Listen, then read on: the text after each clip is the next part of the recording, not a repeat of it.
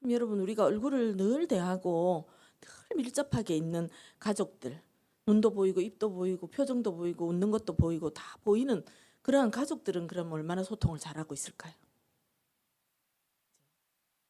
어쩌면 가족 간에 가장 가까이 있는 사람들 간에서 더 소통이 어려운 경우들도 참 많다는 것을 우리가 알 수 있죠. 그죠? 네. 어제 제가 그 모 교회의 저녁 금요 예배에 그 가족 간에 이렇게 좀 더 소통과 대화 기법이라고 하는 그러한 제목으로 강의를 하고 또 함께 기도회 하고 그런 시간 가졌거든요. 예, 이런 코로나 상황이 되다 보니까 함께 있다고 해서 마음을 나누는 것도 아니고 같이 산다고 해서 마음을 다 아는 것도 아니고 서로 서로를 알기 위해서 그리고 서로를 좀 더 이해하기 위한 노력들이 굉장히 많이 필요한 시간들이 아닌가 이런 생각을 해봅니다. 그죠? 그래서 오늘 앞 시간에는 하나님의 형상인 내 아이에 대해서 이해하는 것입니다. 여러분 교회에서 아마 우리 어린이에 대해서 자녀들에 대해서 너무 많이 들으셨을 거예요. 근데 이 아이들에 대해서 조금 더 정확한 지식들을 가질 필요가 있다는 것을 우리가 전제로 해서 공부를 해보도록 그렇게 하겠습니다. 자, 하나님의 형상 내 아이 이해하기입니다. 우리 성경 구절 한번 읽어보고 하나님의 말씀을 한번 붙들고 그렇게 시간을 가졌으면 좋겠습니다. 자, 시편 127편 1절에서 5절 말씀이죠. 그죠? 우리 같이 한번 크게 큰 목소리를 읽도록 하겠습니다. 여호와께서 집을 세우지 아니하시면 세우는 자의 수고가 헛되며 여호와께서 성을 지키지 아니하시면 파수꾼의 깨어 있음이 헛되도다. 너희가 일찍이 일어나고 늦게 누우며 수고의 떡을 먹음이 헛되도다. 그러므로 여호와께서 그의 사랑하시는 자에게 잠을 주시는도다. 보라, 자식들은 여호와의 기업이요 태의 열매는 그의 상급이로다. 젊은 자의 자식은 장사의 수중의 화살 같으니 이것이 그의 화살통에 가득한 자는 복되도다. 그들이 성문에서 그들의 원수와 담판할 때에 수치를 당하지 아니하리로다. 아멘. 자녀들은 하나님께서 우리에게 주신 기업이라고 얘기합니다. 그죠? 기업은 분깃이라는 말이죠. 분깃이라고 하는 것은 그 사람에게 주어지는 몫이다 이런 뜻이에요. 그리고 하나님의 선물이다 이런 의미도 있습니다. 그래서 자녀들은 부모들에게 주신 하나님의 선물입니다. 예, 그리고 한 가정에 하나님께서 허락하신 정말 잘 돌봐야 할 그러한 대상이고 분깃이다 이렇게 볼 수 있습니다. 그리고 태의 열매는 그의 상급이다. 그만큼 자녀들이 있고 또 자녀들을 키우는 부모들은 그 자녀들로 인해서 너무너무 많은 기쁨을 누리고 또 든든함도 누리고 그죠? 그러면서 또 함께 많은 것을 즐겁게 누리는 동시에 또 책임져야 할 것도 참 많은 거죠. 네. 그래서 어려움도 많이 있다고 보여집니다. 그렇다면 우리가 성경적 관점에서 먼저 자녀에 대한 이해를 한번 정리를 해보고요. 또 발달적인 이해와 또 다양한 이해들을 한번 살펴보도록 하겠습니다. 자, 성경적 관점에서의 자녀 이해입니다. 아까 하나님의 형상 이렇게 됐는데 하나님의 형상이라는 것은 뭘 말할까요? 여러분 이 형상이라고 하는 거는 영어 성경에 보면요. 바깥의 모습이 아닙니다. 영어 성경 보면 in the image of God이라고 돼 있어요. 하나님의 형상을 따라가 이미지를 따라서예요. 좀 신기하죠? 여러분 하나님의 이미지를 따라서는 무슨 뜻이냐? 하나님은 영이시거든요. 그죠? 그래서 하나님을 어떤 모양으로도 규정하지 말라고 돼 있어요. 하나님의 모습은 바깥의 모습은 뭐 눈 두 개, 코 하나, 입 하나 뭐 이런 모양이 아니라는 거죠. 그래서 나를 위하여 아무 형상도 만들지 마라 그랬어요. 피규어가 아니라는 얘기입니다. 피규어가 아니고 그러면 하나님 형상대로 만들어졌다는 건 어떤 걸 말할까요? 그분의 됨됨이, 속성, 성품, 그죠? 그분을 닮을 수 있는 모든 가능성을 하나님께서 인간에게 부여하셨다 이런 뜻이에요. 이 세상에 천지만물이 모두 다 하나님 만드신 거지만 그 중에서 하나님의 형상으로 만들어진 존재는 인간밖에 없습니다. 그죠? 사람밖에 없어요. 그런데 이렇게 성인이 되어져야지만 하나님의 형상이냐? 아니죠. 태어날 때부터 하나님의 형상이에요. 태어날 때부터 우리는 하나님의 형상을 가지고 태어났다라고 하는 겁니다. 그렇다면 그것의 의미는 뭘까요? 크게 제가 4가지 정도만 정리했습니다. 이것이 여러분 요 포인트를 가지고 자녀들을 양육할 때에 어떤 기준점과 여러분들이 자녀들을 보는 잣대를 가지고 이것을 기준으로 삼아서 아이들을 살펴볼 수 있는 그런 지혜가 있기를 바랍니다. 네. 첫 번째, 존귀함입니다. 존귀함, 거룩함, 그죠? 예. 하나님의 형상이라는 건 아까 말씀드렸다시피 어떤 피조물, 어떤 것도 하나님 형상으로 만들어진 존재는 없다 그랬어요, 그죠? 동물도 흙으로 만들어졌습니다. 그런데 동물과 사람의 차이는 똑같이 흙으로 빚어졌는데 거기에 하나님이 뭘 불어넣으셨습니까? 예, 생기를 불어넣으셨어요. 그래서 인간이 뭡니까? 생명이 되었다 그랬어요. 살아있는 영적 존재라는 얘기입니다. 리빙 소울이 되었다 하는 거예요. 우리가 이렇게 살아있죠. 인간은 여러분 살아있을 때까지, 생명 붙어있을 때까지 기회가 있는 거예요. 어떤 모든 것들이 다. 그래서 우리가 살아있는 동안 잘 살아야 되는 겁니다. 그렇죠? 우리 아이들이 태어나서부터 죽을 때까지 이 한 세상을 사는데 여러분 이 한 세상을 엄밀히 말하면요, 2번째 생애다 이렇게 볼 수 있어요. 그럼 첫 번째 생애는 어디에서 생일까요? 이건 제가 말씀드리는 게 아니고 존 아모스 코메니우스라고 하는 유명한 기독교 교육학자가 있습니다. 이 사람이 대교수학이라는 책을 썼어요. 이 코메니우스가 말하기를 인간은 3개의 생을 산다 그랬어요. 첫 번째 생이 뭐냐? 어머니 뱃속에서의 생이에요. 그죠? 여러분 모두 다, 우리 모두가 다 어머니 뱃속에서의 생을 경험해 본 삶이 있습니다. 그죠? 근데 어때요? 기억합니까? 예. 그럼 기억을 못한다는 것은 뭐냐? 아직 발달이 안 돼서 그런 거예요. 기억이라고 하는 것이 이루어지기 위해서는 뇌가 충분히 분화되어져야 되고요. 기억이라는 걸 저장할 수 있도록 뇌가 준비가 되어져야 되거든요. 뇌세포가 발달이 되어져서 그래야 되는 거예요. 그럼 그 전까지는 뭐로 기억하냐? 사건으로 기억하는 게 아니고 이런 일이 있었지, 이런 일이 있었지 이게 아니고 그냥 몸으로 스펀지가 물 빨아들이듯이 흡수한다는 거예요. 그래서 어때요? 어머니 뱃속에서 태아들이 자라면서 엄마가 느끼는 걸 그대로 흡수하고요. 엄마하고 아빠하고 큰 소리 내며 싸우는 것도 그대로 받아들이고요. 엄마하고 아빠하고 행복하게 웃고 즐겁게 지내는 것도 그대로 느끼면서 아이들은 태내기를 보내는 거예요. 그게 제1의 생입니다. 굉장히 중요하게 보는 거죠. 그죠? 제1의 생을 태아로서의. 근데 서양의 여러 이런 학문들은요, 태내기를 많이 중요하게 안 보거든요. 예. 그래서 이 사람들은 뭔가 하면 출생하면서부터 1살이에요. 그죠? 근데 하면서부터 이제 1살이 시작이 되는 거예요. 0세부터 시작이 되는 거죠. 그래 아직 1살이 안 되는 거죠. 근데 우리 이 동양은 태교를 굉장히 중요하게 생각하고 성경에서도 마찬가지예요. 그죠? 그래서 어머니 뱃속에서의 삶을 거의 9개월에서 10개월의 이 시간을 1년으로 쳐줍니다. 그렇죠? 그래서 우리나라는 뭐를 먹고 딱 나옵니까? 만으로 1살 먹고 나오는 거예요. 1살 먹고, 그죠? 태어나면서부터 이제 1.5로 가는 거죠. 그렇게 되는 거예요. 그만큼 이것의 의미가 중요하다는 거예요. 그럼 여러분 어때요? 아기를 가지기 위한 준비가 정말 중요한 거 아시겠죠? 그죠? 엄마가 어떤 사람이고 아빠가 엄마에게 어떤 영향을 미치고 있고 그 엄마와 아빠가 어떤 환경과 분위기를 만들어 주느냐, 이것부터 너무 중요한 거거든요. 아마 여기 계신 여러분들은 정말 기도하시는 가운데 우리 아이들을 하나님께서 주신 선물을 맞이하고 좋은 태내기를 환경적으로 그렇게 보내셨을 거라고 생각합니다. 근데 제가 만나는 많은 친구들의 경우에 그렇지 않은 친구들이 많아요. 엄마가 나고 자라는 동안에 내내 그 아이 보고 했던 말이, 대학생이었거든요. 그 친구가 집단 상담을 했는데, 너만 아니었으면 내가 너희 아빠 같은 인간하고 결혼 안 했다. 이게 이 어머니의 주 레파토리였어요.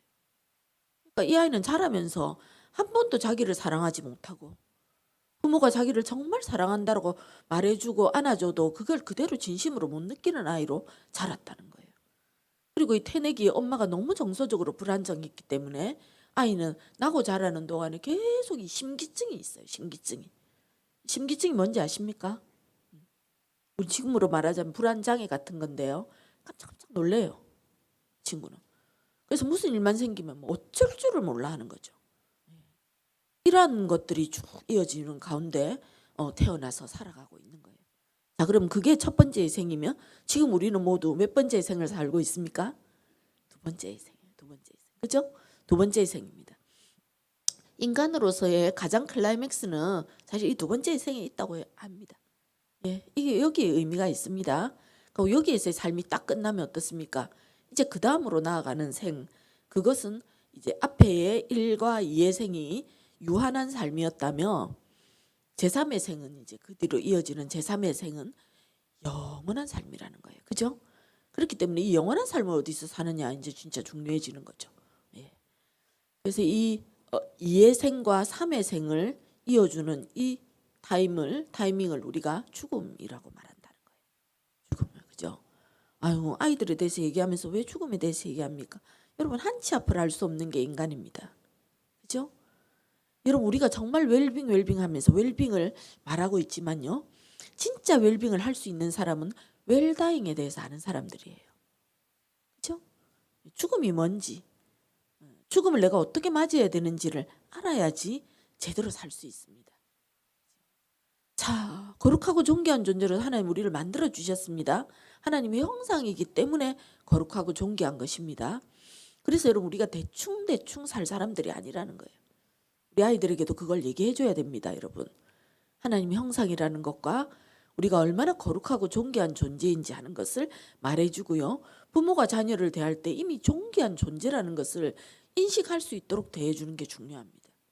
함부로 대하지 마시고요. 코로나 상황이 이렇게 진행이 되다 보니까 건 2년이 이렇게 될 줄 몰랐죠, 우리가. 예, 저희도 그래요. 학교가 이제 다음 주 개강이거든요.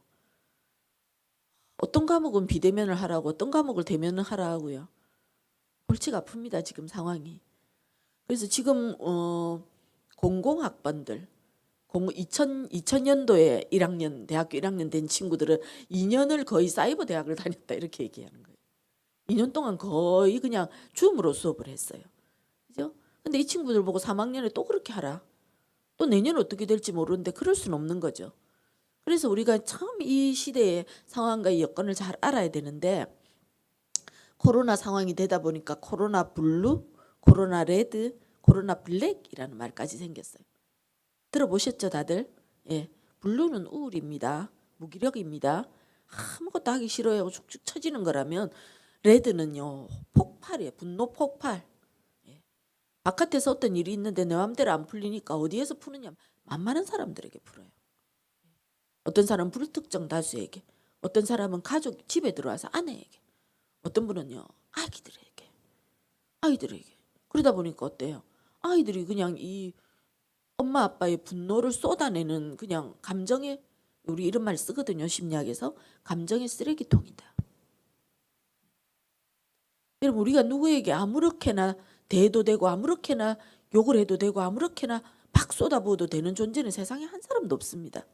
그죠? 다 존귀한 거예요. 내가 존귀한 만큼 상대방도 다 존귀한 존재입니다. 아무리 어린아이들이라도, 아무리 장애인이라도, 아무리 뭡니까? 노인이라 하더라도 어떤 존재, 우리가 볼 때 형편없어 보여도 하나님은요, 어떤 존재도 마침표를 찍으시는 일이 없는 거예요. 그죠? 근데 우리가 뭔데 어떤 사람이 마침표를 찍을 수 있겠습니까? 우리가 어떤 존재인데 아무에게나 아무렇게나 대할 수 있겠습니까? 하나님의 자녀라는 것을 생각할 때에 우리 아이들을 정말 존귀하게 대해주시는 게 필요합니다. 집안에서 대접받고 집안에서 사랑받는 아이들이 존귀하다고 부모님이 인정해주는 아이들이 바깥에서도 대접받을 수 있습니다. 그죠? 그건 왜냐하면 본인이 자기에 대한 성경적 자존감을 확립할 수 있기 때문에 그래요. 그래서 존귀하게 대해주는 것이 무엇보다도 중요하고요. 두 번째는 그럼에도 불구하고 우리의 본질은 뭡니까? 진노의 자녀예요. 내 안에 죄성이 있다라는 거예요. 정말 천사 같은 아기들도 그 안에 첫 번째 인간이었던 아담이 허락한, 아담으로 말미암아 우리한테 유전된 죄의 유전자가 있다라는 거예요. 그래서요, 나쁜 것은요, 나쁜 행동이나 나쁜 말이나 나쁜 거는 금방금방 배웁니다. 그죠? 놀이터에서 형님들하고 몇 2살, 3살 형님들하고 놀다가 들어온 애가 언제 금방 욕을 배워가지고요. 다 따라하고 있어요.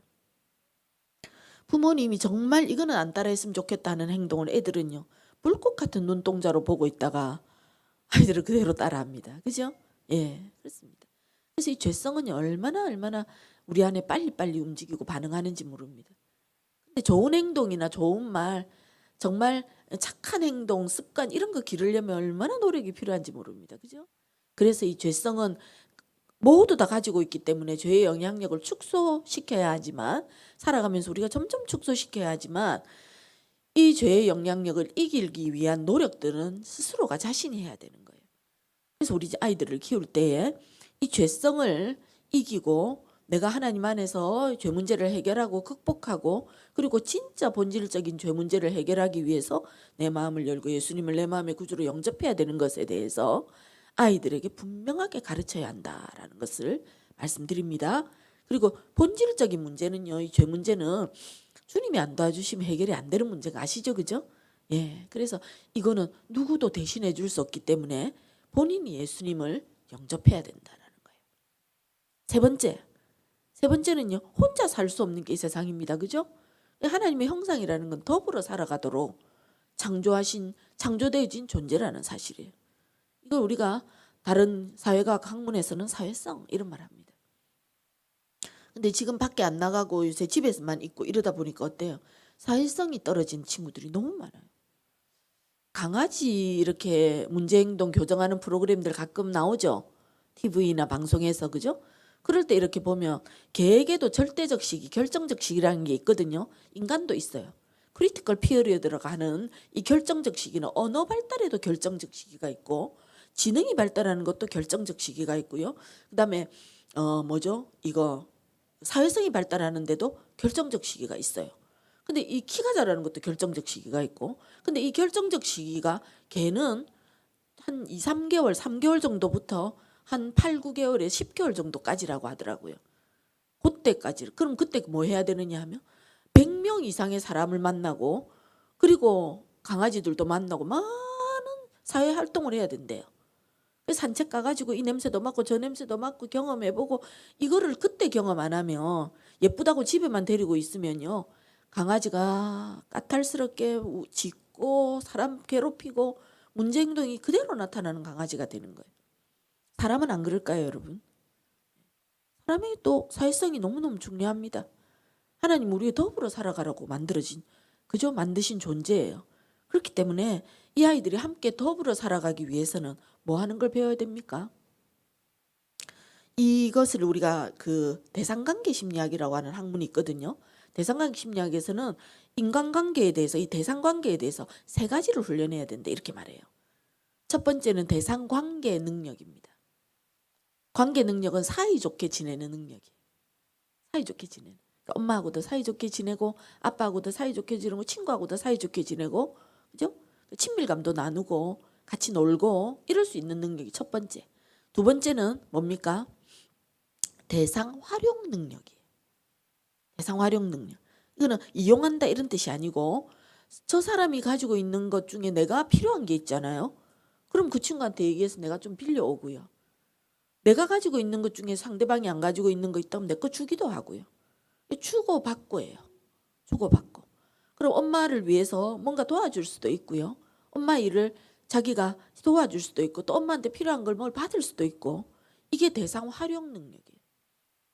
사회를 살아가다 보면 여러분 대상 활용 능력이 얼마나 중요한지 아시겠죠? 그죠? 직장 생활을 할 때 내 혼자 다 못하거든요. 그럼 내 거는 누가 좀 해줬으면 좋겠고, 서로 번갈아 가면서 주고받고 다 그랬으면 기브 앤 테이크거든요. 그게 대상 활용 능력. 세 번째 뭐가 있을까요? 대상 협동 능력이 있어요. 협동 능력. 협동 능력은 합해서 우리가 힘을 모아서 뭔가 하나의 공동의 프로젝트를 만드는 거예요. 이뤄내는 것을 말합니다. 흔히들 이런 말을 하죠. 대한민국에 정말 창의력이 좋은 우리 많은 젊은이들이 있고 많은 사람들이 있는데, 대한민국 사람들은 혼자는 잘하는데 같이 모아놓으면 어때요? 꼭 싸우고 이간질하고 꼭 다투고 이런 특징이 있더라라고 말하는 사람들이 있어요. 물론 다 그렇진 않을 겁니다. 그죠? 근데 이 대상 협동이라고 하는 거는 뭡니까? 무엇인가 공동의 어떤 프로젝트를 이루기 위해서 뭐 해야 됩니까? 내가 내 칼라만 낼 수 없는 거예요. 그래서 내가 양보도 해야 되고요. 때로는 내 이름은 하나도 안 나와도 상관없어요. 안 나올 수도 있어요. 그죠? 어떤 한 사람만 드러날 수도 있어요. 그런데 그걸 내가 견디고 이기고 참기도 하고 때로는 뭡니까? 협동하기 위해서는 리더십을 발휘해서 자기가 희생할 수도 있어야 되는 거예요. 이런 것들을 우리 아이들이 어릴 때부터 이거 훈련을 다 해야 되는 거예요. 인생이 힘든 겁니다. 그죠? 예. 여러분들 사시는 게 힘들죠? 날마다 날마다 행복하십니까? 대답을 안 하시는군요. 예. 늘 살아가면서 하다 보면 아유 이게 너무 무겁다. 아우 너무 무게감이 이 어깨에 누르는 무게감이 너무 심하다. 그죠? 이런 거 아마 다 느끼고 특히 아빠들은 참 많이 느끼실 거예요.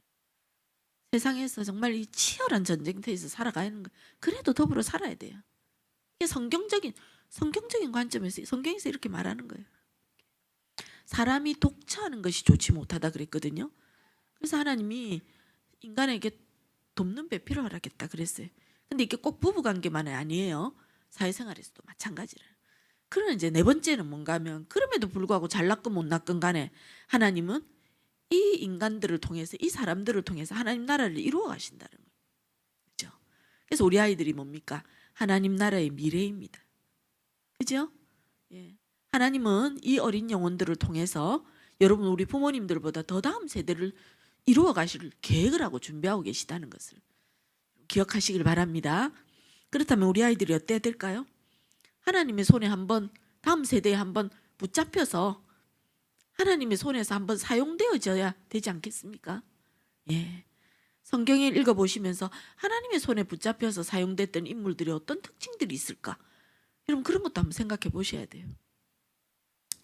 자, 길게 얘기할 시간이 없기 때문에 네 가지 꼭 기억하시기 바랍니다. 이 네 가지 중에 우리 아이는 어떤 부분은 좀 많이 발달이 된 것 같을까? 죄성이 너무 발달됐나요? 이제 죄성이 어릴 때 이게 탁 이렇게 엎드리고 있다가 있잖아요. 요게 스멀스멀 올라옵니다. 그래서 이제 유아기 때, 영아기 때, 유아기 때 마냥 예쁘기만 하다가 아동기 때 되면 이게 모습을 드러내고 청소년기가 되면요. 감당을 할 수 없을 정도로 여러 가지 행동으로 나타나기도 하고 그래서 부모님들이 그때 되면 이제 우리 아이가 이상하다. 부모님들은요. 본인이 컨트롤할 수 있으면 우리 아이는 문제가 없다고 생각하는 경우가 많아요. 근데 바깥에서 약간 객관적으로 보면 정말 문제가 많거든요. 보면. 그런데 어때요?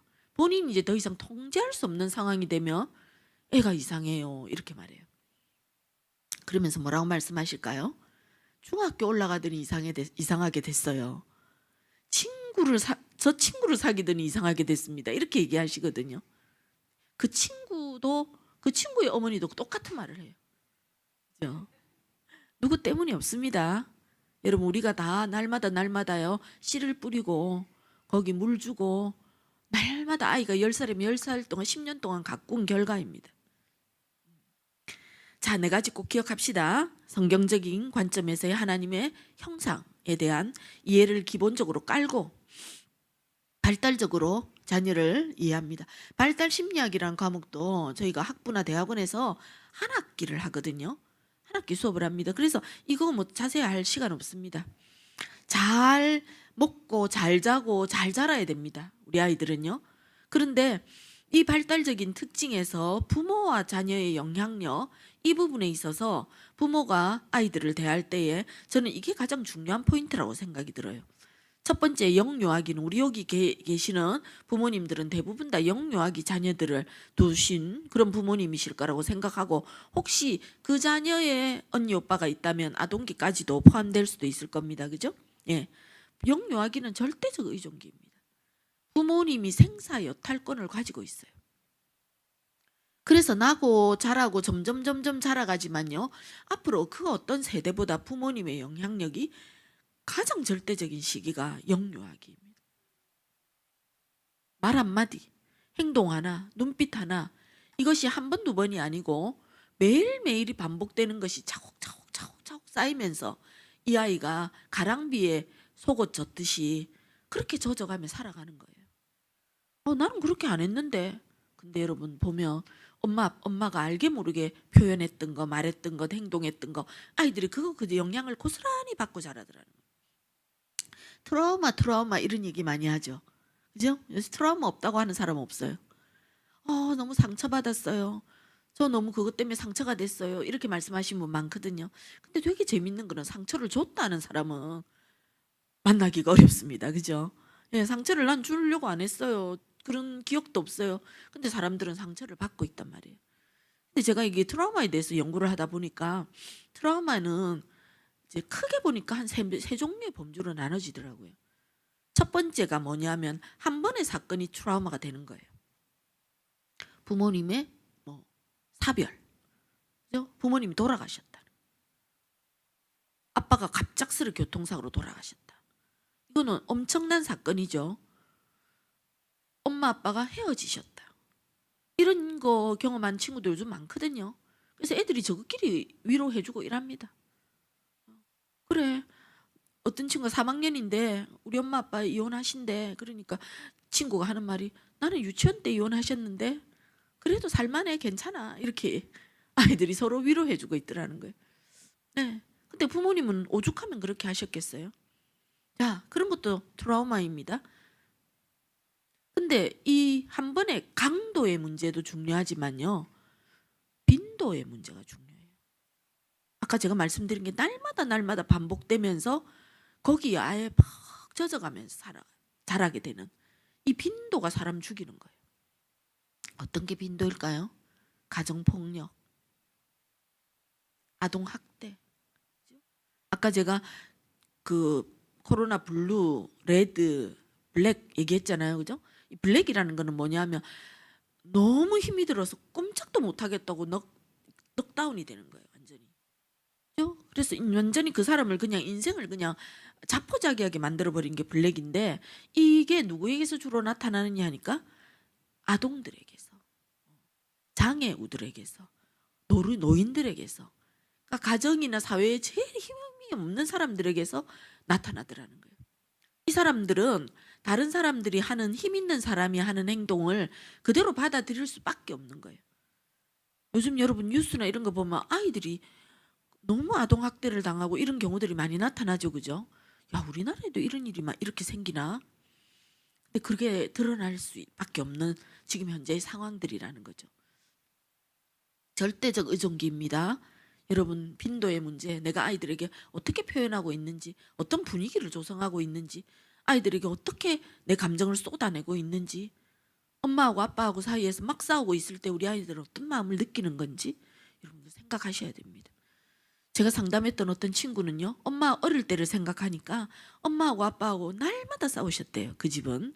근데 아빠는 날마다 저녁 때 밤에 늦게 들어오신데 술이까지 취해가지고 그리고 막 술병을 마시면서 노래를 부르면서 들어오신대요.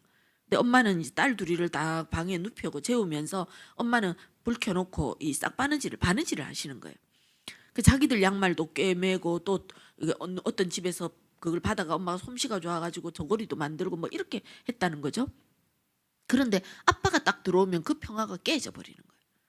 문을 확 열고 아빠가 들어오면 찬바람이 샥 하고 들면서 살짝 잠들었던 아이가 깨는데 얘는 자기가 깼다는 표시를 못 내고 그대로 자는 채 하고 있었대요.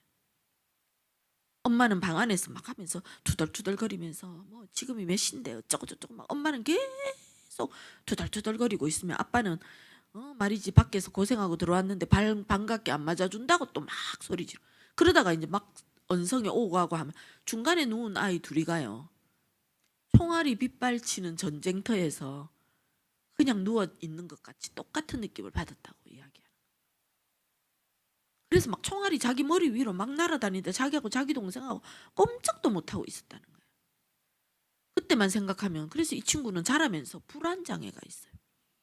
그리고 이 친구에게서 나타난 행동 패턴이 뭐냐 하니까 회사나 뭐 학교나 회사에서 갈등 관계가 일어나잖아요. 누가 사이가 안 좋다. 그래서 뭐 이렇게 소리 지르면 자기가 막 너무 불안해서 지가 막 나가가지고 자기가 그 두 사람을 화해를 시키고 있어요. 그걸 왜 내가 이렇게 행동할까를 분석하다 보니까 어린 시절에 자기 모습을 보게 됐던 거예요. 여러분 이런 것들이 이 사람의 삶 속에 스며들어서 그 사람을 만들어 간다는 거예요. 이게 절대적인 의존기입니다. 그래서 이땐 정말 부모님들이 아이들에게 사려 깊고 그리고 굉장히 세밀한 케어를 해줘야 되고요.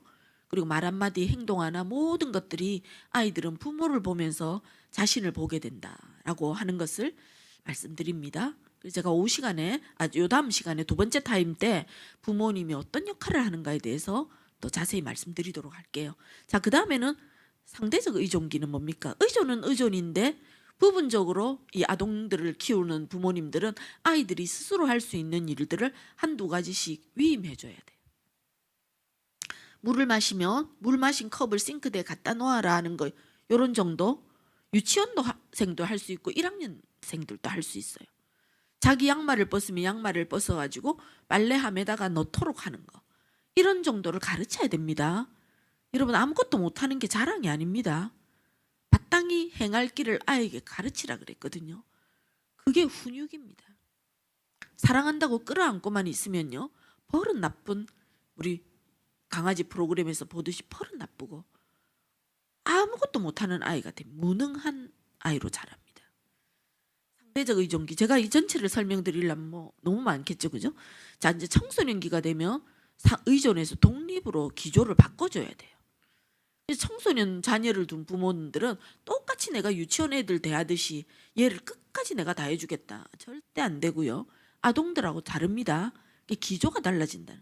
독립, 존중해주고 믿어주고 거리두기 해주고, 그러면서 아이들을 딱 믿으면서 그 대신 엄마 아빠에게 허락받도록 하는 걸 가르쳐야 돼요. 그게 청소년기에 가르쳐져야 될 부분이에요. 마지막으로 성인기가 되면 절대적으로 독립해줘야 돼. 네 인생 네가 알아서 해봐. 잘할 수 있을 거야. 근데 요즘 부모님들은 어때요? 애프터 서비스의 기간이 언제까지라고 봅니까, 여러분? 여러분 부모님들은 여러분에게 얼마만큼 애프터 서비스를 하고 계시나요? 제가 어느 클래스에 가서 이렇게 말씀드리니까 어느 부모님이 힘 닿는 데까지요, 이렇게 말씀하시더라고요. 어머니가요. 60대 어머님이신데 내가 힘이 있을 때까지는 해줘야 안 되겠습니까? 그렇죠? 너무 좋고 감사한데요, 너무 많이 우리나라의 부모님들은 너무 나이가 많은 자녀들까지도 많이 책임져 주고 계시는 걸 보게 됩니다. 그러다 보니까 이게 그냥 악순환이 되는 경우들도 굉장히 많습니다. 자, 이렇게 부모의 영향력은 발달적 관점에서 볼 때는 의존에서 독립으로 나가줘야 됩니다. 그죠? 그래서 여러분 어떻게 합니까? 사람이 그 부모를 떠나 그 아내와 연합해서 둘이 한 몸을 이룰지니라 그랬죠, 그죠? 본토 친척 아비집을 떠나라 그랬죠, 그죠? 이거는 뭡니까? 어제보다 오늘 하루 더 의존해서 독립으로 변화되는 삶을 살아갈 수 있어야 된다는 거예요. 여러분도 여러분 자녀들을요, 어제보다는 오늘 더 독립시켜 준다고 생각하셔야 된다, 이 말이에요. 자, 그럼 그 다음번에 우리가 봐야 할 것이 있습니다. 우리 아이들을 이제 발달적인 관점에서 의존해서 독립으로 나아가는 이 흐름을 보고 나아갈 때 이제 아이들에 대해서 정말 정확하게 알아야 될 부분이 있는데, 그게 뭔가 하면 그 아이의 됨됨이를 알아야 돼요. 그래서 꼭 알아야 될 제일 첫 번째 게 기질이라고 하는 거예요. 템퍼러멘트라고 하는 것은 가지고 태어난 바탕적 자질이거든요.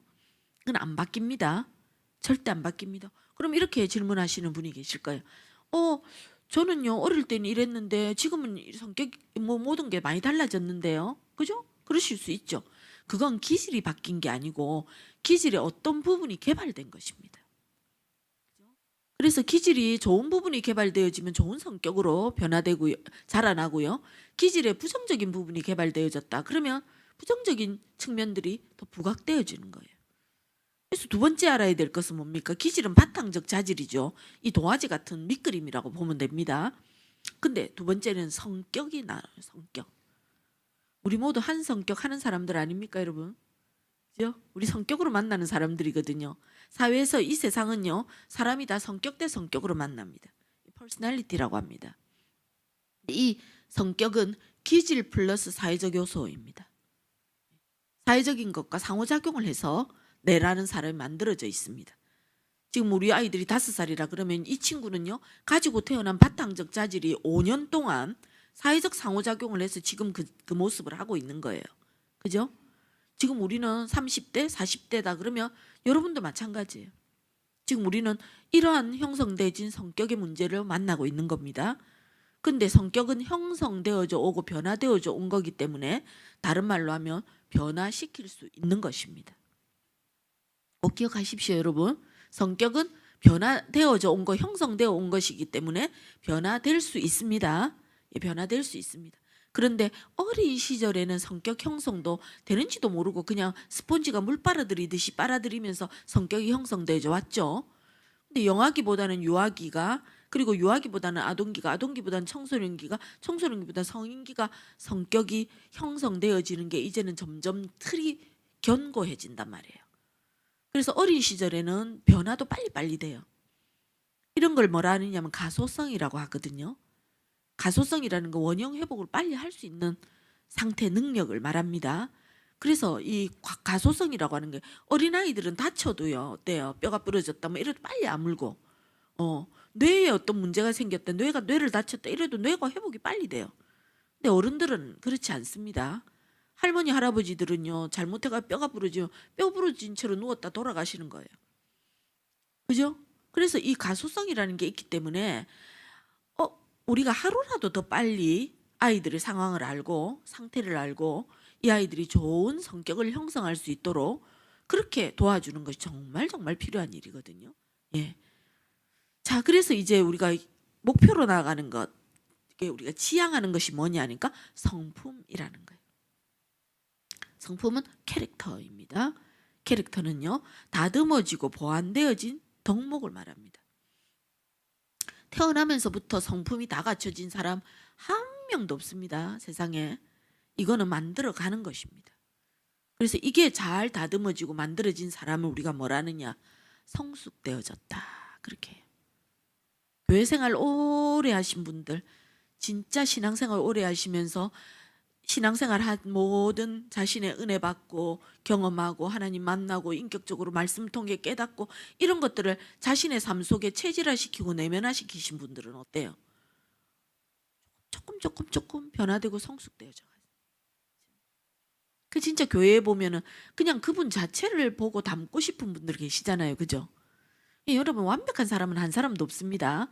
아무리 목사님이고 권사님이고 장로님도 완벽한 분은 없습니다. 근데 우리는 모두 성숙을 지향하며 나가야 되거든요. 그렇다면 우리 성격의 문제에서 성숙을 지향하는 것들이 뭐냐? 이걸 성품이라고 한다는 말이에요. 그래서 그 성경에 보면 성경은요, 여러분, 우리 성경은요 성품 교과서라고 해도 과언이 아닌 거예요. 너무너무 우리 그리스도인들이 지향해야 될 그러한 덕목들이 얼마나 많이 나와 있는지 몰라요. 특히 저는 여기 영유아 우리 미취학부 우리 부모님이나 선생님들이 성품 공부를 좀 많이 하시면 참 좋을 것 같아요. 양보에 대해서 얼마나 가르치시나요? 우리 아이들에게. 착하다는 말을 하면 우리 애들이 어떨까? 요새 MZ세대들이 착하다 이렇게 말하면 뭐라 할까요? 착하다 말하는 거 하고 똑똑하다라고 말하는 거 하고 예쁘다 말하는 거 어느 걸 제일 좋아할까요, 애들이? 뭐 개인차가 있겠지만 그 중에서 제일 별로 마음에 안 들어하는 걸 착하다는 표현이에요. 왜요? 착하다는 거 이퀄은 손해본다라는 거로 생각해요, 아이들이. 그래서 여러분, 자비와 양성과 충성과 온유와 절제, 그죠? 성령의 열매에 양선이라고 하는 열매가 있죠. 양선이라고 하는 열매 굿이에요, 굿, 영어로. 착하고 좋다라는 얘기거든. 좋은 사람이라는 거. 착하고 좋은 사람이 된다라는 건 얼마나 귀한 일입니까? 그죠? 근데 이걸 우리 부모님들 얼마나 가르칠까요? 네가 양보해라. 그럼 야보고 바보짓하고 꼭 세상에서 나가가지고 당하면서 살아라, 이런 거 가르치는 것 같이 생각한단 말이에요, 부모님들이. 근데 여러분, 그리스도인들은 그러한 것들을 배우고 자신의 덕목, 자신의 성품을 만들어가며 살아가야 되는 존재들이라고 저는 믿습니다. 여러분, 그리스도인들이 그렇게 안 하면 세상이 어떻게 될까요? 제가 제일 싫어하는 이 TV에 나오는 사람들의 표현 중에 제일 마음에 들지 않는 표현이 나만 아니면 돼, 이거예요. 그죠? 어떤 프로그램에서 이렇게 하더라고요, 보니까. 나만 아니면 돼. 그럼 여러분 그걸 반대로 물어볼 수 있어야 돼. 왜 너에게 그런 일이 생기면 안 될까? 왜 안 되지? 이게 why not이에요. why not? 왜 안 되는데? 그럴 수도 있잖아. 어떤 일이 나쁜 일이 생기는 것이 자기에게 생기면 하나님이 세상에 나에게 어떻게 이럴 수가 있냐고 분노하거든요. 다른 사람한테 생기는 건 괜찮고 나한테 생기는 건 안 됩니까? 왜 나에게 생기는 왜 안 된다고 생각할까요?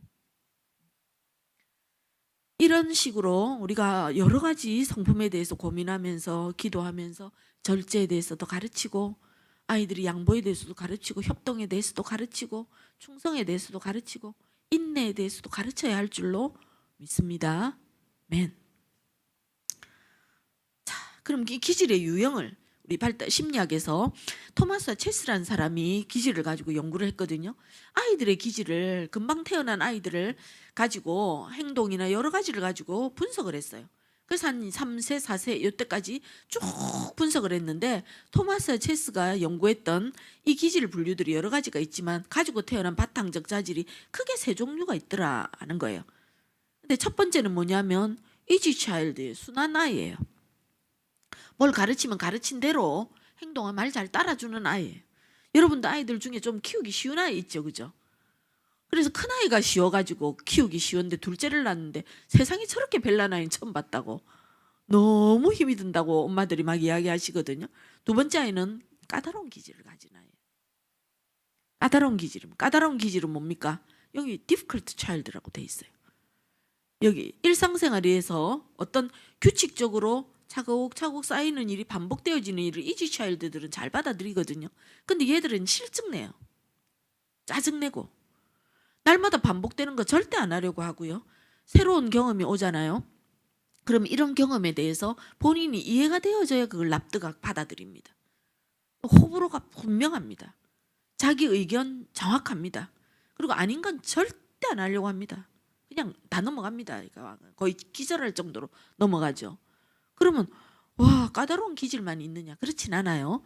여러분 인간 안에 100이라고 본다면 까다로운 부분이 많은 아이가 있고 그리고 까다로운 기질과 순한 기질이 같이 섞여 있는 아이들도 있고 여러 개가 이렇게 혼용돼 있습니다만은 두드러지게 순한 기질의 아이들이 약 40%쯤 된대요. 많은 아이들이 대부분 부모님들이 키우기가 착하고 좋단 말이에요. 근데 두 번째 아이들이 한 15%. 어떤 학자는 한 10에서 15%쯤 되나 어떤 사람은 15에서 20쯤 되나 이렇게 한 15% 전후로 봅니다. 요게 별나게 까다로운 아이예요. 순한 아이들도 여러분 까다로운 기질을 같이 가지고 있기 때문에 어떨 때는 까다로운 기질이 막 발현되기도 한단 말이에요. 그러나 대부분의 경우는 순한 아이는 잘 넘어가는 편이라는 거예요. 그럼 이 까다로운 아이는 어떻게 해줬냐? 요 기질을 딱 보고 있다가 그 기질대로 부모님들이 맞춤형 양육을 해야 된다. 큰애가 이랬으니까 둘째도 똑같이 이래야지. 아닙니다, 여러분. 형제라는 이름의 타인이라는 책이 있어요. 형제라는 이름의 타인. 여러분, 형제는 엄밀히 말하면 남입니다. 형제는 남입니다. 부모님 뱃속에서 똑같이 태어났지만요. 얘들은 정말 단독적인 개체들입니다. 그죠? 그래서 얘들을 형님이 이랬기 때문에 둘째도 그렇다. 이건 절대 그럴 수가 없는 거예요. 그래서 부모님들이 흔히 하게 되는 실수가 비교거든요. 비교인데 비교만큼 사람을 힘들게 하는 게 없어요. 여러분 인류 최초의 범죄가 누구 사이에서 일어났나요? 형제 사이에서 일어났어요. 가인과 아벨이에요. 뭐 어떤 역동이 있었던 하나님의 구속사적인 어떤 뭐 하나님의 계시와 뜻과 이걸 다 뛰어넘더라도 어쨌든 형제 사이에서 일어났어요. 두 사람은 전혀 다른 사람이었어요.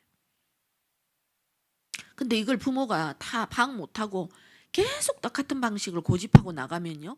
아이들의 마음에 분노의 씨앗을 뿌리고 아침 저녁으로 물 주고 가꾸고 있는 거예요. 무슨 말인지 아시겠죠? 그죠? 예. 내가 오늘도 우리 아이를 화나게 만들었구나. 여러분 에베소서 6장 4절입니까? 아비들아 너희 자녀를 노엽게 하지 말고 오직 주의 교훈과 훈계로 양육하라 그랬죠. 그죠? 저는 그 구절을 처음에 묵상할 때 아이들을 노엽게 한다는 게 무슨 말일까? 노엽게 한다는 말은 주로 어르신들한테 쓰잖아요. 그죠? 어르신들이 노여하신다 이렇게 하는데 아이들을 노엽게 한다. 제가 공부를 하면서 알게 됐어요.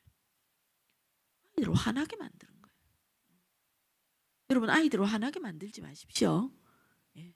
부모님들도 화나면 자꾸 화가 나면 그 사람 만나기도 싫죠. 세 번째 기질이 있습니다. 이 기질이 이 느린 기질이 나오는데 대박입니다. 이 친구들이 보면요. 예, 느린 기질입니다. 이거 뭡니까? Slow to warm up이에요. 이게 스타트 할 때까지 시동 거는데 시간이 오래 걸리는 아이들이에요. 그러니까 뭘 하나 딱 스타트 할 때에 이 애들은 천천히 한단 말이에요. 자기 페이스가 있어요. 자기의 시간이 있고 자기 시간표가 있습니다. 부모가 빨리 해 이런다고 빨리 되는 애들이 아닌 거예요. 비활동적이고요. 느슨합니다. 그리고 되게 애들이 전반적으로 온순한 편이에요. 예를 들어서 기질이 순한 기질과 느린 기질을 두 개 같이 가지고 있는 아이예요. 평소에는 순합니다. 근데 어떤 부분에서는 어떤 때는 보면 숨 넘어가게 하는 게 있는 거예요. 느린단 말이에요. 그러면 이 아이들은 제가 착한데 뭐냐. 그래서 부모들이 주로 뭐라 보느냐면 고집이 세다 이렇게 보여요. 예, 요 아이들은 고집 센 거로 보여지는 아이들이거든요. 그런데 기분이 나쁘거나 또 새로운 변화되는 거 이런 걸 되게 익숙하지 못해요. 애 친구들이. 변화되는 거를 수용하는 걸 굉장히 힘들어합니다. 그래서 변화된다 하면 변화된 환경에 좀 적응할 수 있는 시간을 얘 친구한테 좀 따로 줘야 돼요. 아까 까다로운 기질의 아이들은요. 이해되도록 설명하고 납득을 시켜주는 게 필요합니다. 그런데 느린 아이들은요. 자기 스스로가 이걸 살펴보면서 수용할 수 있도록 시간을 주는 게 필요하다는 거예요. 비슷한 듯 하지만 좀 다르죠. 그죠? 네. 와, 어렵네요. 그죠? 예, 어렵습니다. 인간이 그렇게 신묘막측한 존재들입니다. 여러분 하나님이 우리 인간을 만드셨는데 얼마나 다양하게 만드셨는지 모릅니다. 이 느린 기질을 가진 아이들은 절대 푸시하면 안 됩니다.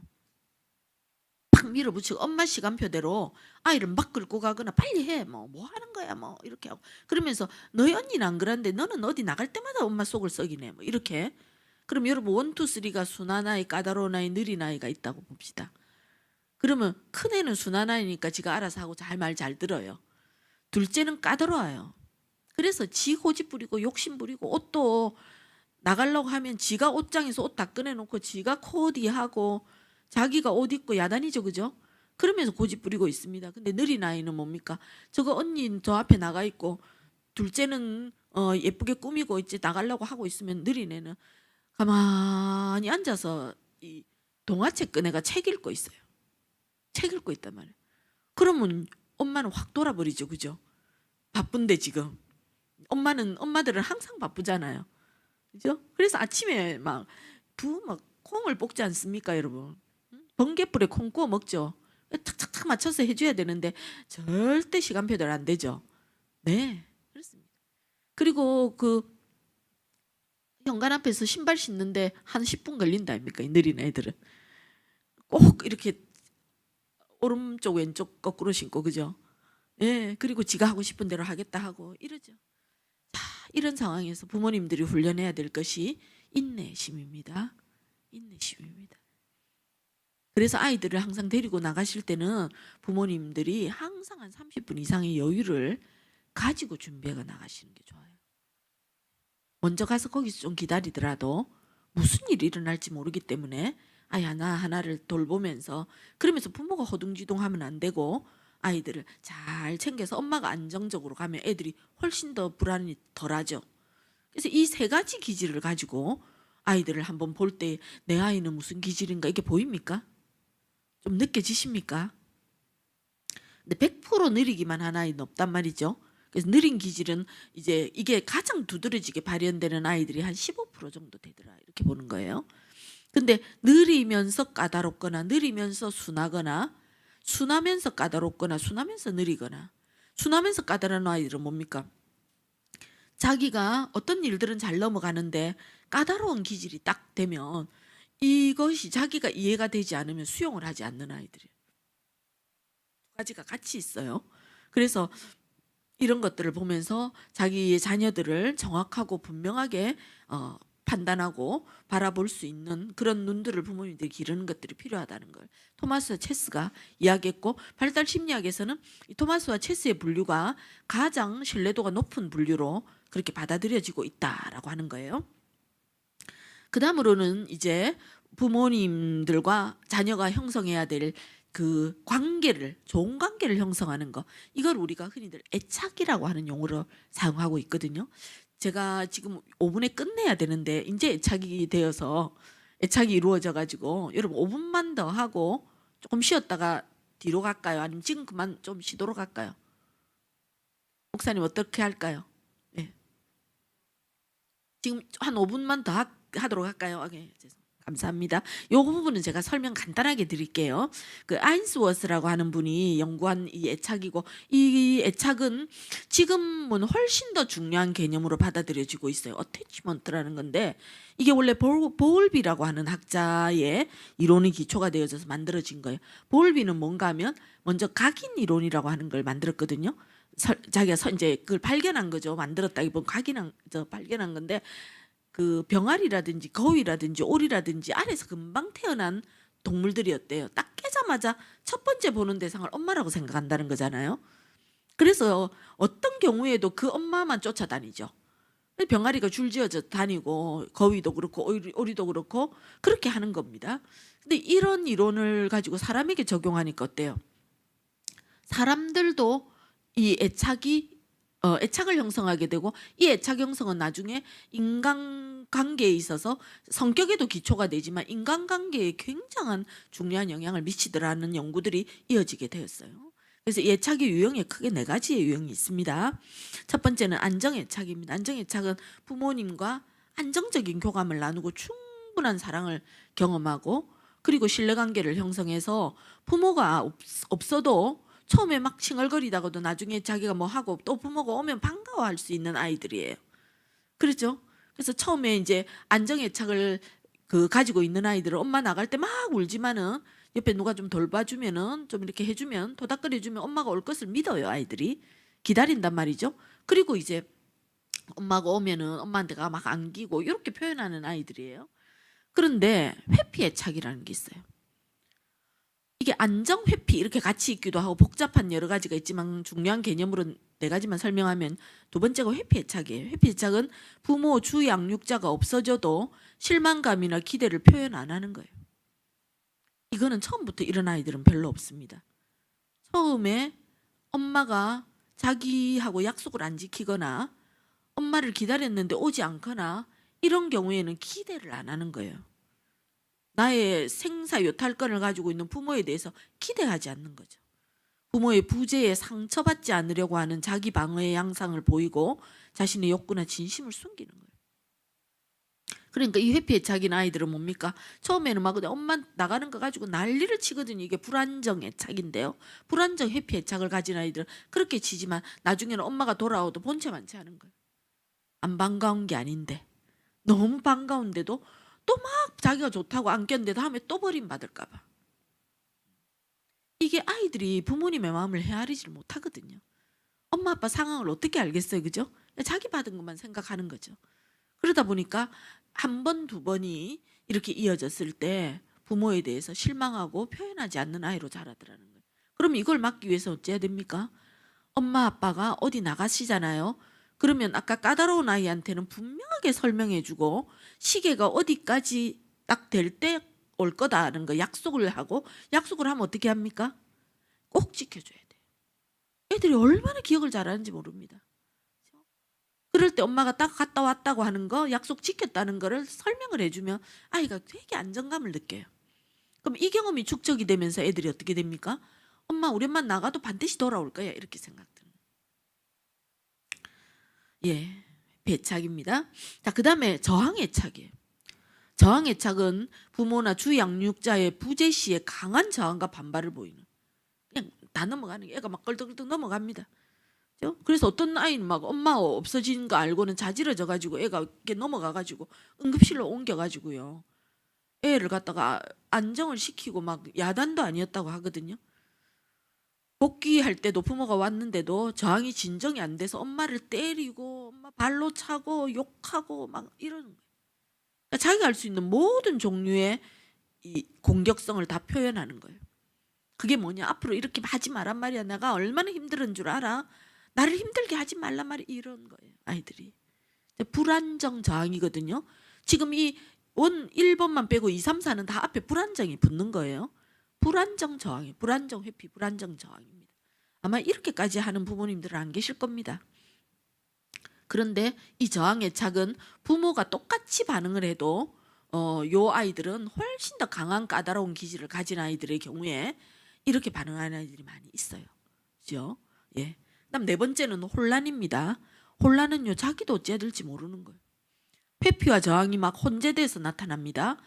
부모의 부재시에 강한 저항과 반발을 보이다가는 오히려 막 그렇게 막 난리를 치다 엄마가 막 볼일 보고 빨리 들어왔어요. 그런데 오면 본체 많지 않은 거예요. 얘가. 그럼 봐라, 저거는 봐라, 나갈 때는 그러더니 저게 엄마한테 관심도 없잖아. 관심이 없는 게 아니고 상처받지 않으려고 하는 거예요. 그래서 이런 패턴이 왔다 갔다 하니까 아이들이 자기 진심을 숨기고 방어하는 거예요. 세상에 상처받고 싶은 사람은 없거든요. 그래서 아이들 때부터 자기의 방어 기제가 발달이 되게 되는 아이들이에요. 그렇죠? 그래서 이런 것이 결국은 뭐가 됩니까? 예, 자기의 인격, 성격의 형성을 하는데 영향을 줄 뿐만 아니라 타인과의 대인관계에도 영향을 줍니다. 그래서 어떤 기질에 따라서 아이들이 이 선택적 한묵증, 말 안 하는 아이로 자란 아이들이 있고, 어떤 애는 친구만 만나면 친구를 무조건 때리고 막 손가락 이렇게 손톱으로 깔고요. 그죠? 긁어가지고 상처를 내거나 아니면 때리거나 문제만 생기면 막 폭력적인 걸로 나타나거나 아니면 혼자서 막 눈물 흘리고 자기 방에 들어가서 울거나 온갖 종류의 패턴들이 나타나는데 그게 뭔가? 일단 기질에 대한 이해가 이루어져야 되고 그 다음으로 애착에 대한 것이 이루어지게 될 때 우리 아이들에 대해 좀 더 정확하게 이해할 수 있다라고 하는 것을 말씀드립니다. 자, 그러면 이렇게 되어진 아이들의 애착을 어떻게 우리가 좀 잘 지도할 수 있을까? 좋은 애착을 만들 수 있을까 하는 거는 조금 쉬었다가 이렇게 보도록 그렇게 하겠습니다.